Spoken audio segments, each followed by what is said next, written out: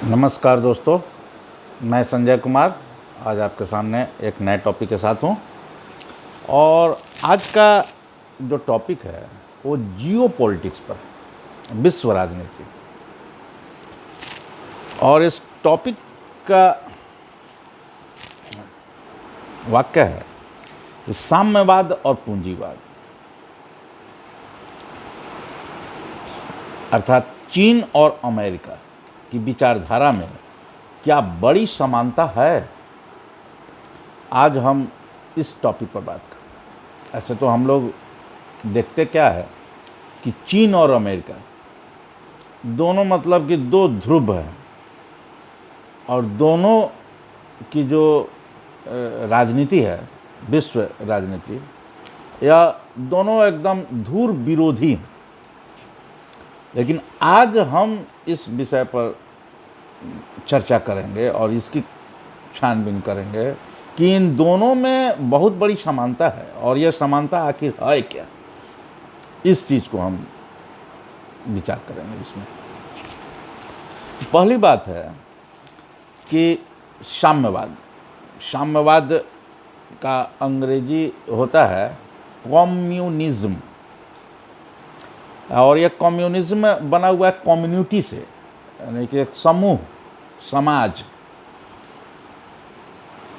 और कैपिटलिज्म का मतलब ही है पूंजी, पूंजीवाद। तो हमको ये लगता है कि भाई कि पूंजीवाद और साम्यवाद दोनों बड़ा एकदम अलग अलग ध्रुव है। लेकिन आज हम इस चीज़ पर विचार करेंगे कि दोनों में आखिर समानता क्या है। और वो समानता थोड़ी बहुत नहीं है, गहराई से जाएंगे तो इनकी बेसिक जो है आधारभूत विचारधारा दोनों की एक ही है। और ये जो है दुनिया को कंट्रोल कर रहे हैं। इस कारण से दुनिया जो है इतनी संकट, इतनी मुसीबत और इतना मतलब विश्व में तनाव, और इसके कारण यही दोनों लोग हैं। और दोनों की विचारधारा एक है। गहराई से जाने पर वो क्या है तब मैं आपको बता रहा हूं कि दोनों जो है व्यक्तिवाद में विश्वास करते हैं। आप कहिएगा कि अरे ये कम्युनिस्ट है तो कम्युनिज्म तो समाज में विश्वास करता है, तो ये व्यक्ति का कैसे बातें कर दी है। अब यहाँ पर मैं आपको पूरी तरह से स्पष्ट करना चाहूँगा कि आप देखिए कि साम्यवाद जो है, तो साम्यवाद में क्या कहा जाता है कि मनुष्य को, जो भी इंसान है, उनको इंसान नहीं समझा जाता है। उनको समझा जाता है रिसोर्सेस, ये संसाधन है। ये संसाधन किसके लिए है? ये समाज के लिए। और इनका उपयोग समाज के बेहतरी और विकास के रूप में करना चाहिए। यानी व्यक्ति इंसान नहीं है, एक रिसोर्स है, संसाधन है, इसका इस्तेमाल कीजिए बस। और यही कारण है कि जितने भी साम्यवादी देश हैं या थे, वहाँ पर क्या हुआ, इंसान की कोई कीमत नहीं है। किसी को मारो, काटो, फेंको, कोई बात नहीं है, कोई दिक्कत नहीं है। और जो ऊपर में जो बैठे हुए व्यक्ति हैं, जो कम्युनिज्म के जो शिखर पर हैं, जैसे कि मान लीजिए कि उनका भी हायरार्की होता है। तो हायरार्की में क्या है कि जैसे कि लोकल स्तर पर, जैसे कि हम लोग के यहाँ जो है पंचायत स्तर पर चुनाव होता है। पंचायत की सरकारें होती है, जहाँ वार्ड सदस्य होते हैं, पंचायत समिति के सदस्य होते हैं, उसके बाद जिला परिषद के सदस्य होते हैं, मुखिया होते हैं। इस तरह से हमारे यहाँ सरपंच होते हैं, पंच होते हैं। उसी तरह से कम्युनिस्ट में भी उस पंचायत लेवल से ही आप मान लीजिए कि वहाँ पर कोई एक हेड होगा। पंचायत लेवल पर कोई एक हेड होगा, फिर प्रखंड लेवल पर एक हेड होगा, फिर उसके बाद अनुमंडल स्तर पर कोई एक हेड होगा, जिला स्तर पर हेड होगा, राज्य स्तर पर हेड होगा, और राष्ट्र के लेवल पर हेड होगा। अब यहाँ पर देखिए, जो भी किसी प्रधान के पद पर हैं, चाहे छोटे हैं या बड़े, वो क्या है, वो एक यूनिट होगा। और वो जो उसका प्रधान है वो पूरी तरह से अब वो एक यूनिट के रूप में सोच रहा है, उसको अब समाज से कोई मतलब नहीं। समाज के बारे में सोचने वाले लोग कौन हैं? जो उसके अंतर्गत है, जो सबसे छोटी इकाई में एक सामान्य मेंबर के रूप में काम कर रहे हैं, वो लोग हैं। उनकी कोई इंडिविजुअल आइडेंटिटी नहीं है, लेकिन उसे थोड़ा सा ऊपर आप बढ़ जाए, जैसे ही थोड़ा सा आगे बढ़े, वहाँ पर अब इंडिविजुअल आइडेंटिटी हो गई। वो अब अपने अनुसार से सोच सकता है, वो अपने अनुसार से निर्देश दे सकता है, और वो अपने बारे में सोच रहा है हाँ कि अब उसको क्या करना है। और इन लोगों पर किसी प्रकार का कोई विचारधारा से इनको मतलब नहीं होता है। हाँ, तो ये तो जो भी कम्युनिस्ट होते हैं, तो एक तो आपको हम बता रहे हैं कि हाँ कि एक व्यक्तिवादी सोच के रहते हैं, जैसे कि ये बात करेंगे उसी तरह की जिस तरह से कैपिटलिज्म में होता है। कैपिटलिज्म में क्या है, पूंजीवादी जो है वो क्या समझते हैं, वो इंसान को समझते हैं कंज्यूमर। उनको भी इंसानियत से कोई मतलब नहीं है। पूंजीवाद में इंसान को समझा जाता है कंज्यूमर, ठीक है। और वो किस लिए काम करते हैं? पूंजीवादी व्यवस्था में काम होता है प्रॉफिट के लिए, कि हमको लाभ किस चीज़ में हो। और साम्यवाद में क्या होता है, जो कम्युनिस्ट है वहाँ पर काम होता है कि हम अपने को विस्तारित कैसे करें। जैसे कि आप देखिए कि रूस जब साम्यवादी देश था, कम्युनिस्ट देश था, तो क्या किया, अपने आसपास जितने छोटे छोटे देश थे सबको मिला के, सब पर कब्जा करके सबको कम्युनिस्ट बना दिया, और उसका नाम रख दिया सोवियत संघ, USSR, ठीक है। अभी आप देख रहे हैं चीन का क्या काम है, वो उसी फेरा में लगा हुआ रहता है ना, कि इसका कुछ नोच लें, इसका कुछ कर लें, ये कर ले, वो कर लें, इसी चक्कर में लगा हुआ रहेगा। उसी तरह से आपका उत्तर कोरिया हमेशा दक्षिण कोरिया के फेरा में पड़ा हुआ रहेगा, कि कैसे इस पर कब्जा करे, क्या करे, क्या नहीं करे। यानी कि इन लोग की सोच होती है विस्तारवादी, कि कैसे अपने आप को विस्तारित करें और कैसे अपने आप को बढ़ाएं, ठीक है। और इंसान को ये क्या समझते हैं, एक रिसोर्स समझते हैं। बाकी इनको इंसानियत से, मानवता से कोई मतलब नहीं है। बस इसको समझ रहे हैं कि रिसोर्स है बस। जो ऊपर बैठे हुए लोग हैं, जो भी मैंने हायरार्की में जो फिट हो रहे हैं, वो सब लोग की अपनी इंडिविजुअल आइडेंटिटी है, और वो अपने आप को अपने अनुसार से सोचते हैं, विचारते हैं, और अपना डिसीजन अपना लोकल स्तर पर जितना उनकी क्षमता है। ऐसे तो ऊपर में चले जाएंगे तो एक जो हेड होगा, स्टेट का जो हेड होगा, वही सर्वोपरि है।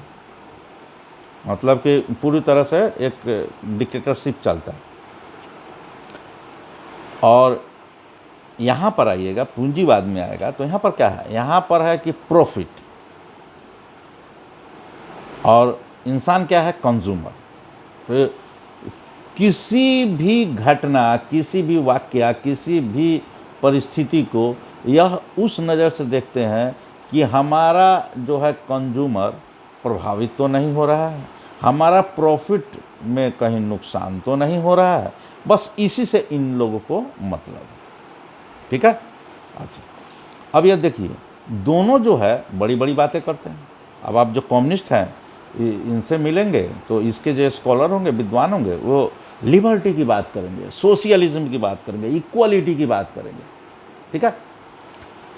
सारी बड़ी बड़ी बातें करेंगे, लेकिन वहाँ पर होगा क्या, वहाँ पर जो हो रहा है, जो नीचे स्तर पर जो व्यक्ति हैं साम्यवादी देशों में, वहाँ पर कोई इक्वलिटी नहीं। जो ऊपर के लोग हैं उनका एक अलग तबका है, उनका रहन सहन, खान पीन सब अलग है, और जो नीचे के हैं उनका अलग है।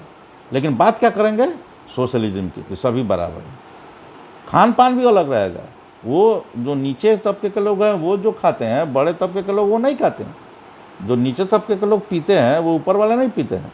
वहाँ इनका सोशलिज्म सब खत्म हो जाएगा। लेकिन बात करने के लिए लंबा लंबा फेंकेंगे, सब बातें करेंगे। उसी तरह से ये पूंजीवादी देशों में, यहाँ पर भी आप देखिएगा कि यहाँ पर भी लिबर्टी की बात होगी, ह्यूमन राइट्स, इनका बड़ा एक अच्छा टॉपिक है ह्यूमन राइट्स। कम्युनिस्ट वाले नहीं करते हैं ह्यूमन राइट्स, लेकिन यहाँ पर है कि ये ह्यूमन राइट्स करते हैं। ह्यूमन राइट्स करेंगे, सेकुलरिज्म करेंगे, डेमोक्रेसी करेंगे, इन सब बातों को ये यहाँ पर बात करेंगे। लेकिन यहाँ पर देखिए कैपिटलिज्म में क्या होता है वो तो आप हम सब देखते ही हैं कि हाँ, कि जिनके पास पैसा है उनकी क्या हैसियत होती है, उनका क्या रुतबा होता है और वो किस तरह से अपना जीवन यापन करते हैं। ये तो सारे पूंजीवादी देशों में आप देखते ही हैं, क्योंकि जो पैसे वाले हैं उनके यहाँ जो पार्टियाँ होंगी तो वो कितना बृहत होगी, कितनी बड़ी बड़ी पार्टियाँ होंगी, और किस तरह से हैं कि वो बड़ी बड़ी गाड़ियों का और उपभोग करते हैं। बड़े बड़े हवाई जहाज़, एक एक जहाज़ होगा जो हजारों करोड़ का है, और उसमें जो सुख सुविधाएं जो है वो अनंत हैं। तो इस प्रकार से वो माने उपभोग कर रहे हैं। जो वहाँ के टॉप लोग हैं वो कितना उपभोग कर रहे हैं, उपभोक्तावादी वो हैं ही पूंजीवादी के नाम पर, लेकिन बात उनका भी जो इंटेलेक्चुअल वर्क है वो कितना अच्छा अच्छा बात करेगा। ह्यूमन राइट्स, भाई जब तुम्हारा एक आदमी नाली साफ कर रहा है जिसको कि खाने का ठिकाना नहीं है, और वो भी तुम्हारे ही देश में रह रहा है, और तुम जो है हजारों करोड़ फूंक दे रहे हो एक पार्टी में, अब बात कर रहे हो ह्यूमन राइट्स का। अरे ये कौन ह्यूमन राइट्स है? ये कौन ह्यूमन राइट्स है? तुम्हारा कौन ह्यूमन राइट्स है, उसका कौन ह्यूमन राइट्स है? ये आप देख रहे हैं? तो ये क्या है? ये दोनों जो है ये इसी प्रकार की बातें करते हैं। बात करेंगे बड़े बड़े, लिबर्टी की बात करेंगे, सोशलिज्म की बात करेंगे, इक्वलिटी की बात करेंगे, उधर कम्युनिस्ट लोग। अब वहाँ पर जाइएगा तो क्या है? एक डिक्टेटरशिप है, दूसरा कुछ है ये नहीं। अब बात क्या करेंगे? इक्वलिटी होना चाहिए। लेकिन जो है चीन का जो राष्ट्रपति है और उत्तर कोरिया का जो राष्ट्रपति है, क्यूबा का जो है, अब ये लोग के सामने दूसरा क्या बोलेगा? आप एक कल्पना कर सकते हैं? अगर आप विरोध कर दीजिएगा तो अगले दिन पता नहीं चलेगा कि कहाँ आप जाइएगा। ठीक आपका उसी तरह से कैपिटलिज्म में है। आप जो भी किसी पैसे वाले व्यक्ति, जो कि बहुत पैसा वाला व्यक्ति है और जिसके हाथ में सत्ता है, पावर है, उसके बारे में आप कुछ बोलेंगे तो आप वेपोराइज हो जाइएगा, गायब हो जाएगा, पता नहीं चलेगा कि आप कहाँ हैं। बोलने के लिए आप बोल रहे हैं, लेकिन जैसे ही उसको पता चलेगा नहीं ये मेरे लिए घातक होगा, तो उसके बाद आप भी कहाँ जाइएगा उसका कोई पता नहीं। जितने जो है अगर सत्ता में है, अगर सत्ता के खिलाफ में अगर आप बोल रहे हैं तो उसके लिए जो है उसकी जो इंटेलिजेंस एजेंसियां हैं वो काम करती है, और जो पूंजीवादी व्यक्ति है, जो पूंजीपति है बहुत बड़ा, उसका प्राइवेट आर्मी होता है। इसलिए आप देखिएगा कि जो भी पूंजीपति देश है वहाँ प्राइवेट आर्मी को मान्यता प्राप्त है। वहाँ पर भाड़े के सैनिक होते हैं, मर्केनरी, जो कि लड़ते हैं मरते हैं, उनको कोई चिंता उनता नहीं है। पैसा दीजिए और जो काम कराना है वो करा लीजिए। वो पुलिस से भी लड़ जाएंगे, उस देश की सेना से भी लड़ जाएंगे उनको, और आप जो टारगेट दिए उस टारगेट को पूरा करेंगे, नहीं तो मरेंगे, बात खत्म। तो वैसे वैसे लड़ने वाले लोग उस पूंजीपतियों के पास मौजूद रहते हैं। और साम्यवादी देश में क्या है? वो तो पूरा सेना और उसका इंटेलिजेंस, आप सिपाही सब उसी के हाथ में, तो उसको अलग से प्राइवेट सेना रखने की क्या ज़रूरत है? वो अपना जो करना है उसी के अनुसार से करेगा। तो ये देखिए कि इतनी बड़ी इन लोगों में समानता है। और ये जो है व्यक्तिवादी होते हैं, इनको जो है कि अपने परिवार से भी मतलब नहीं है, चाहे कम्युनिस्ट हो या पूंजीपति हो। ये जो है अपने आप में, माने कि खाओ पियो मौज करो, ऐश करो, इनका बस यही सोच है, इससे ज़्यादा इनको कुछ नहीं चाहिए।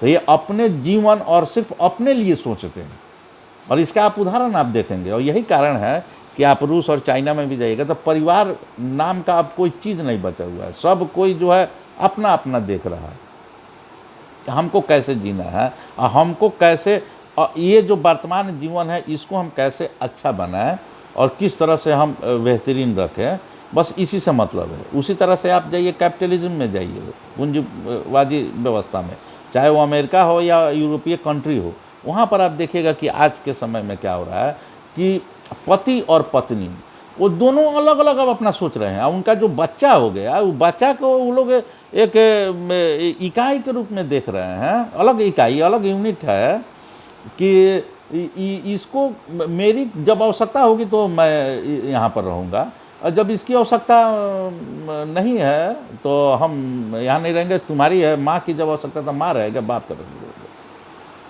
माने बच्चा जो है एक अलग यूनिट है, वो एक परिवार का एक अंग नहीं है, और पति पत्नी एक यूनिट नहीं है, वो इंडिविजुअल है।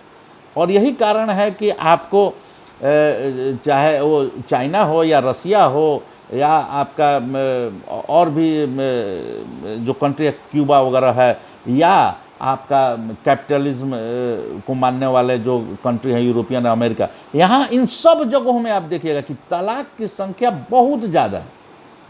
क्यों? क्योंकि भाई ये तो अपने आप को परिवार को तो यूनिट मानते नहीं है, ये तो इंडिविजुअल को यूनिट मानते हैं। इंडिविजुअल में सब कुछ है, बस हो गया, बात खत्म। अरे बच्चा हो गया तो हो गया, बात खत्म है। लेकिन अभी अब हमारा तुम्हारे साथ मन नहीं लग रहा है तो तुम अलग रहो, तुम भी किसी को खोजो, हम भी किसी को खोज लेते हैं, बात खत्म है। या अगर तुमसे अच्छा मिल गया तो हम तुमको तलाक दे देंगे, बात खत्म है।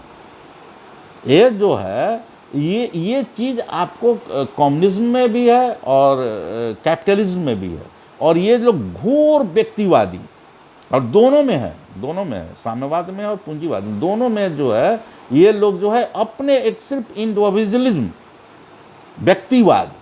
व्यक्तिवाद में विश्वास करने वाले जो लोग होते हैं, पहला चीज़ ये बहुत बड़ी समानता है दोनों में, आप देखिएगा। और दूसरा जो सबसे बड़ी समानता है कि ये दोनों विचारधारा के जो लोग हैं ये जो है घोर नास्तिक हैं।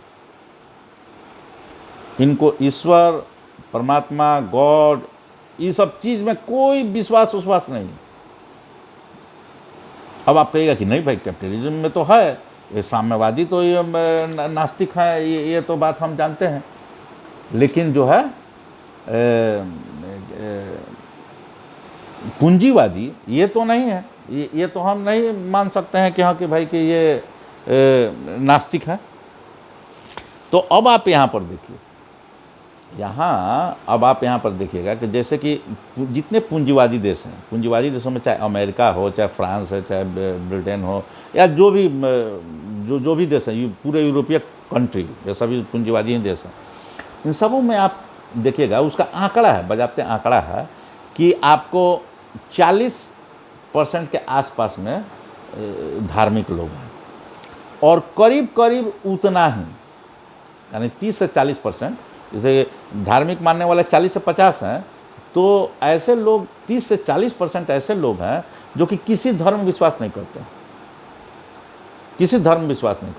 यानी कि वो नास्तिक हैं। तो ये संख्या अमेरिका हो और चाहे ब्रिटेन हो या फ्रांस हो या जर्मनी हो, सभी जगह लगभग मतलब इसी तरह के आंकड़ा है।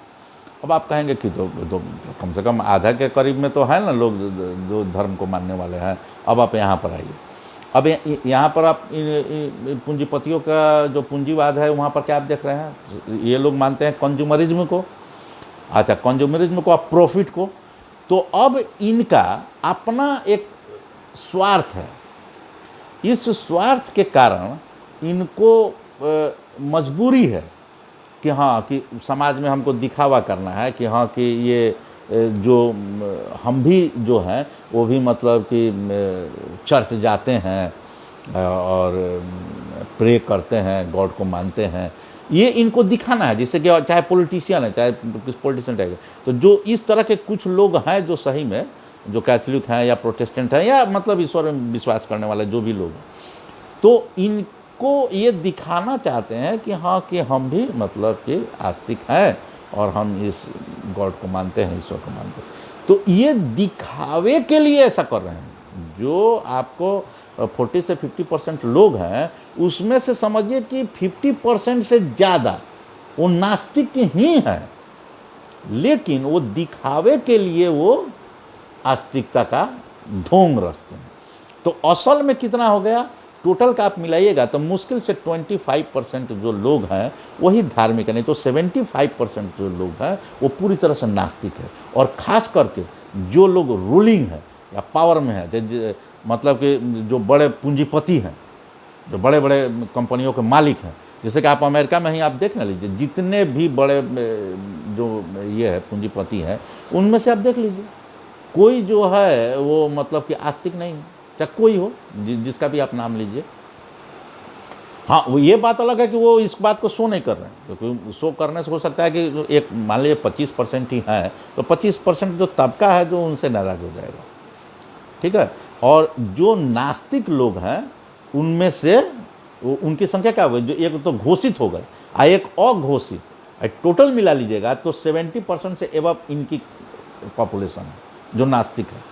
और कम्युनिस्ट में आप आ जाइए, तो कम्युनिस्ट में आ जाइए तो वहाँ पर तो 100% ही नास्तिक हैं, लेकिन 100% वहाँ भी नहीं है, क्योंकि आपको 75% जो लोग हैं वो सही में नास्तिक हैं, लेकिन जो 25% लोग हैं वहाँ पर भी वो अंदर से आस्तिक हैं, लेकिन जो है मजबूरी में, क्योंकि अब सरकार जो है, सत्ता जो है, ये कह रही है कि नहीं तुम कोई भी रिचुअल्स या कोई भी प्रे चाहे इस तरह से आपको नहीं करना है, नहीं तो आपको माना जाएगा कि आप राष्ट्र विरोधी है।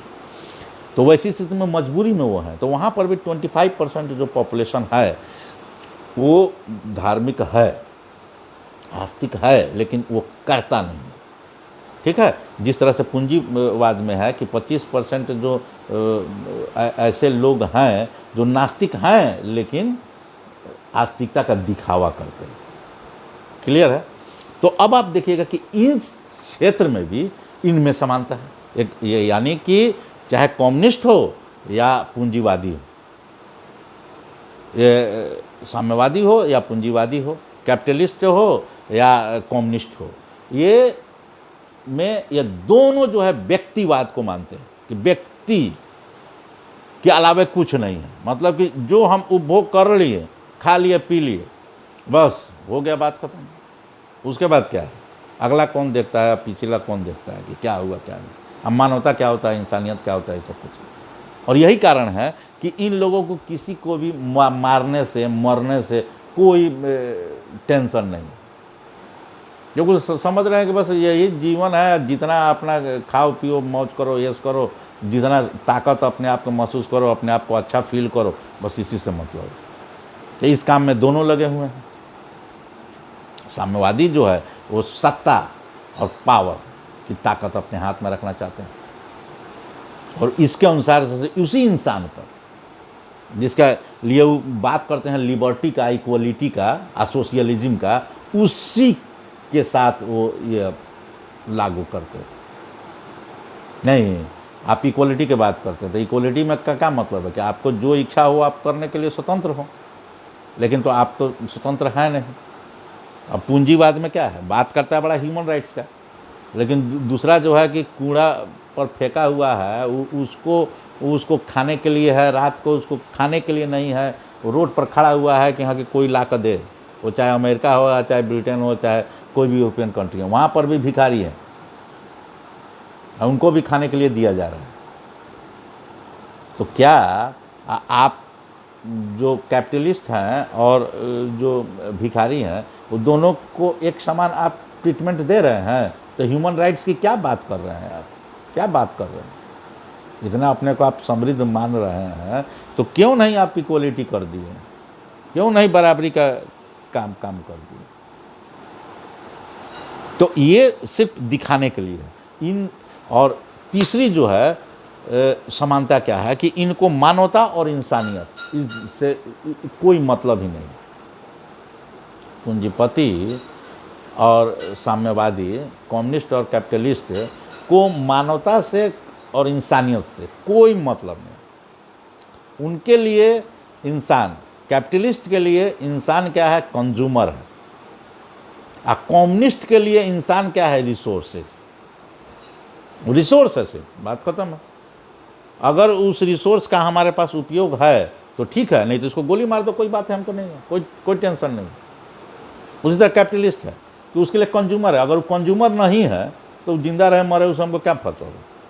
वैसे लोग के लिए हमारे लिए रहना ना रहना से कोई मतलब नहीं है। हाँ, अगर वो मेरा कंज्यूमर है तो वो कितना बड़का टेररिस्ट है तो कोई दिक्कत नहीं, उसको तो हम बचा कर रखेंगे।